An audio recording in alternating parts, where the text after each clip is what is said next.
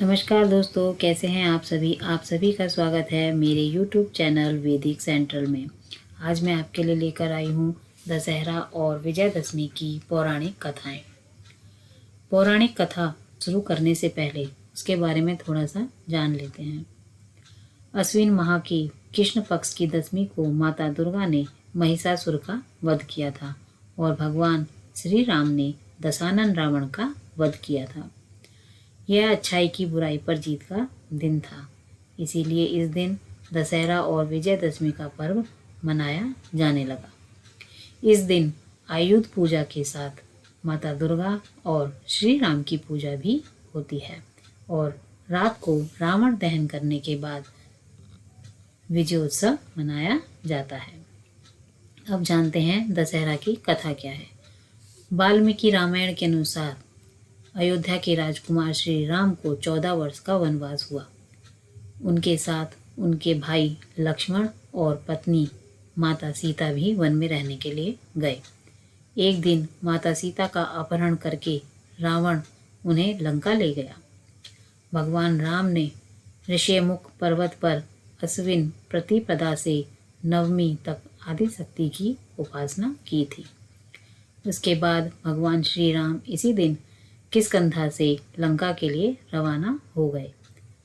प्रभु श्री राम ने हनुमान, सुग्रीव, जामवंत, अंगद और विभीषण की मदद से लंका पर हमला कर दिया। राम और रावण के बीच भयानक युद्ध हुआ। दशमी के दिन श्री राम ने रावण का वध कर दिया। रावण का वध करने के बाद से ही यह पर्व बुराई पर अच्छाई की जीत की खुशी में मनाया जाने लगते हैं। विजयदशमी की कथा क्या है। रंभासुर का पुत्र था महिषासुर, जो अत्यंत शक्तिशाली था। उसने कठिन तप किया और ब्रह्मा जी को प्रसन्न किया। ब्रह्मा जी ने प्रकट होकर कहा, हे वत्स, एक मृत्यु को छोड़कर सब कुछ मांगो। महिषासुर ने बहुत सोचा और कहा, ठीक है प्रभु, आप मुझे यह वरदान दीजिए कि मुझे देवता, असुर और मानव किसी से मेरी मृत्यु ना हो सके। किसी स्त्री के हाथ से मेरी मृत्यु निश्चित करने की कृपा करें। ब्रह्मा जी ने एवमस्तु कहकर अपने लोक चले गए। वर प्राप्त करने के बाद उसने तीनों लोकों पर अपना अधिकार जमा कर त्रिलोकाधिपति बन गया। तब भगवान विष्णु ने सभी देवताओं के साथ मिलकर माँ भगवती महाशक्ति की आराधना की। सभी देवताओं के शरीर से एक दिव्य तेज निकलकर एक परम सुंदरी स्त्री के रूप में प्रकट हुआ।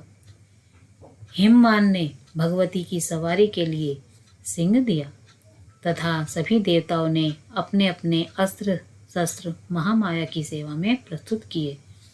भगवती ने देवताओं पर प्रसन्न होकर उन्हें शीघ्र ही महिषासुर के भय से मुक्त करने का आश्वासन दिया। भगवती दुर्गा हिमालय पर पहुंची और अट्टहास पूर्वक घोर गर्जना की। महिषासुर के असुरों के साथ उनका भयंकर युद्ध छिड़ गया। एक एक करके महिषासुर के सभी सेनानी मारे गए। फिर विवश होकर महिषासुर को भी देवी के साथ युद्ध करना पड़ा।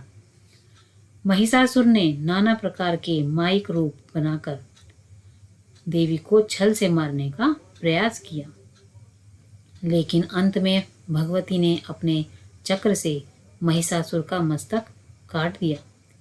कहते हैं कि देवी कात्यायनी को भी सभी देवों ने एक एक हथियार दिया था और उन्हीं दिव्य हथियारों से युक्त होकर देवी ने महिषासुर के साथ युद्ध किया।